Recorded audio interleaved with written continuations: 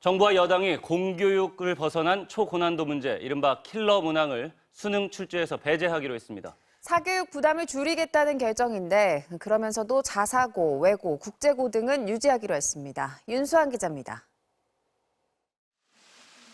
정부 여당은 지난 문재인 정권에 거치며 학교 교육의 질이 하락하고 사교육비가 50% 이상 급증했다고 지적했습니다. 해결책의 하나로 수능에서 최고난도 문제, 이른바 킬러 문항을 내지 않겠다고 밝혔습니다. 대학 교수도 풀기 어려울 정도의 배경 지식을 요구하는 킬러 문항 때문에 사교육이 초래된다는 겁니다. 킬러 문항은 시험의 변별력을 높이는 쉬운 방법이나 이는 학생들을 사교육으로 내모는 근본 원인이므로 공정한 수능이 이른바 물수능을 의미하는 건 아니라며 적정 난이도를 확보하도록 출제 기법을 고도화하겠다고 설명했습니다. 대신 학생들이 스스로 공부할 수 있도록 EBS 활용을 확대하고 학력 진단 결과에 따른 맞춤 지원도 강화하기로 했습니다. 문재인 정부가 폐지하기로 했던 자율형 사립고와 외국어고, 국제고는 그대로 유지하기로 했습니다. 학생과 학부모의 불안과 혼란을 부추기는 대형 입시학원들의 거짓 과장 광고 등 불법 행위에 대해선 엄중 대응하겠다고 밝혔습니다. 하지만 교육부 대입 담당국장의 경지를 초래한 6월 모의평가에 대해선 분석 중이라고만 했습니다. 교육당국과 사교육계의 이권 카르텔이 무엇인지에 대해서도 여전히 구체적인 근거가 제시되지 않았습니다. 구체적인 학교 교육 강화와 사교육 대책 방안은 오는 21일과 27일에 발표될 예정입니다. MBC 뉴스 윤수환입니다. 프랑스, 베트남 순방길에 오른 윤석열 대통령이 밤사이 파리에 도착했습니다. 윤 대통령은 오늘 부산 엑스포 유치를 위한 경쟁 프레젠테이션에 직접 연사로 나설 예정입니다. 이정은 기자가 현지에서 보도합니다. 윤석열 대통령과 부인 김건희 여사가 이번 순방의 첫 목적지 프랑스 파리에 도착했습니다. 한 프랑스 정상회담, 기업 투자 신고식 등 여러 일정들이 예정돼 있지만 역시 2030 부산 엑스포 유치 활동에 가장 공을 들이는 모습입니다. 김건희 여사는 부산 is ready, 부산이 준비됐다는 뜻의 장식품을 가방에 달았고 윤 대통령도 현지 교민들을 만난 자리에서 엑스포 유치 의지를 재차 강조했습니다. 부산 세계 박람회 유치는 인류가 당면한 복합 위기에 대응하는 솔루션 플랫폼으로서 세계 시민과 미래 세대를 위한 기회의 장이 될 것입니다. 오늘 엘리제궁에선 마크롱 프랑스 대통령과의 정상회담과 오찬이 예정돼 있습니다. 르피가로지 기고문에서 밝힌 대로 윤 대통령과 마크롱 대통령은 두 나라 안보와 경제 협력을 논의할 전망인데 원자력 발전, 공급망 구축, 방위 산업 협력이 의제로 오를 수 있습니다. 또 오늘 밤엔 172차 국제 박람회 기구 총회에서 경쟁국들의 프리젠테이션이 열립니다. 가수 싸이와 윤 대통령이 현지에서 직접 연설에 나서고 걸그룹 멤버 카리나, 성악가 조수미 씨가 영상으로 힘을 보탭니다. 엑스포 유치전에서 가장 큰 경쟁자는 막대한 오일머니를 내세우는 사우디입니다. 이에 맞서 윤 대통령과 우리 정부 대표단은 전쟁의 폐허 속에 성장을 이뤄낸 한국의 저력과 항만 도시의 매력을 강조할 전망입니다. 파리에서 MBC 뉴스 이정은입니다. 시진핑 중국 국가주석이 중국을 방문 중인 토니 블링컨 미국 국무장관과 만났습니다. 시 주석이 다른 나라 정상이 아닌 외교장관을 만난 것은 이례적인 일인데요.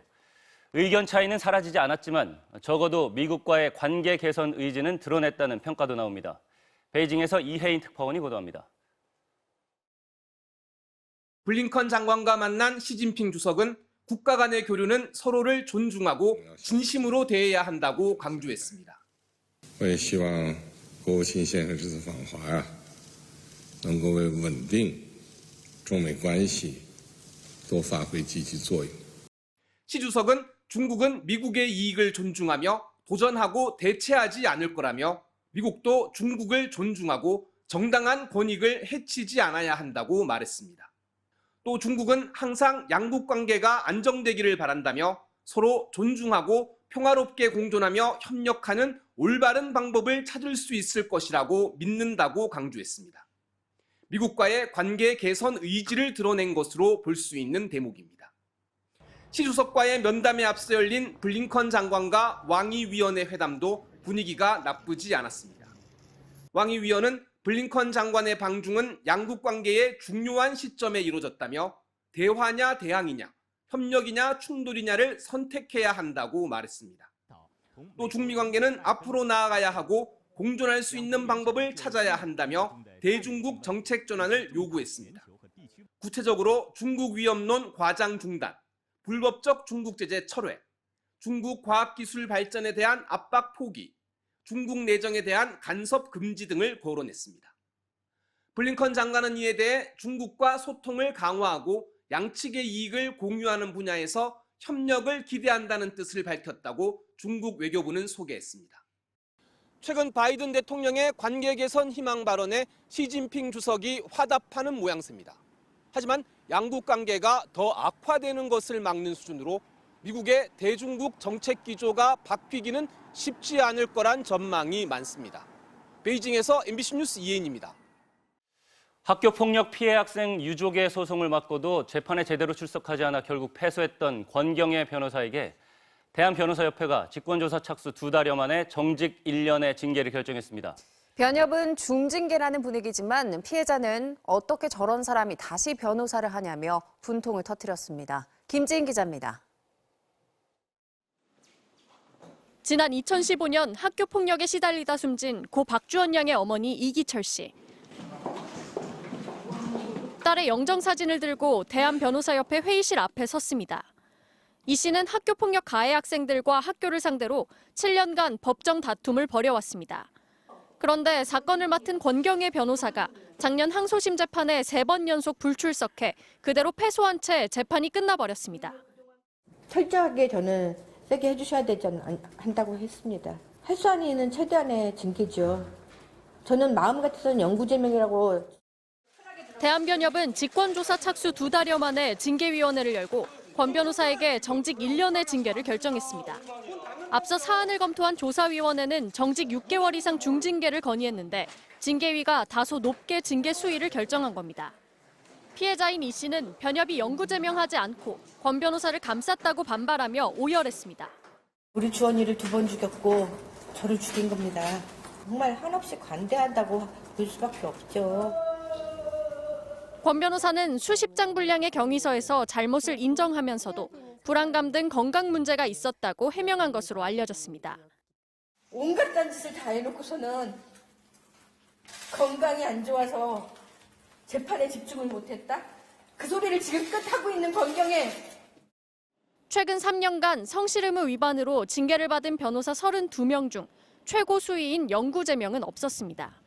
5년간 변호사 자격을 잃는 제명이 1명, 정직이 9명, 나머지 22명이 경징계였습니다. 이 씨는 변협의 징계와 별개로 권 변호사를 상대로 손해배상 소송도 진행하고 있습니다. 다만 권 변호사의 주소지가 바뀌면서 소송 서류가 최근 전달돼 아직 소송이 본격적으로 시작되진 못한 상태입니다. MBC 뉴스 김지인입니다.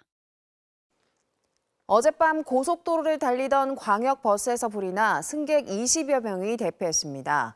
경남 통영에서는 어선 2척이 서로 충돌해 선원 2명이 구조됐습니다. 사건 사고 구승훈 기자입니다. 고속도로 갓길에서 시커먼 연기와 불꽃이 솟아오릅니다. 차 터질까 봐요, 불안하다. 아빠 큰일 났다. 버스야, 버스. 어젯밤 9시 10분쯤 인천 부평구 일신동 제1순환고속도로 송내 나들목 인근에서 판교 방향으로 달리던 광역 급행버스에서 불이 났습니다. 버스기사와 승객 24명은 불이 나자 곧바로 대피해 인명피해는 없었지만 버스 한 대가 완전히 소실됐고 고속도로 방음벽도 불에 그을렸습니다. 경찰과 소방당국은 달리는 버스 뒷바퀴에서 불꽃이 튀는 걸 봤다는 목격자 진술을 토대로 정확한 화재 원인을 조사하고 있습니다. 전복된 어선 위에 2사람이 앉아 구조를 기다리고 있습니다. 어제 오후 5시 50분쯤 경남 통영시 풍아리 이끼섬 동쪽 1km 해상에서 8톤급 나잠 어업 어선과 1.5톤급 연안 통발 어선이 충돌했습니다. 이 사고로 연안 통발 어선이 전복됐고 이 배에 타고 있던 2명은 신고를 받고 출동한 해경에 구조됐습니다. 층간 누수 문제로 다투던 70대 이웃을 살해하고 불을 지른 혐의로 30대 남성 정모 씨가 구속됐습니다. 서울 남부지방법원은 어제 도주 우려가 있다며 정 씨에 대한 구속영장을 발부했습니다. 영장 실질 심사를 받고 나오는 정 씨에게 취재진이 불은 왜 질렀냐고 묻자 너무 무서워서라고 답했고 피해자와 유가족들에게는 너무 죄송하다고 말했습니다. MBC 뉴스 구승은입니다.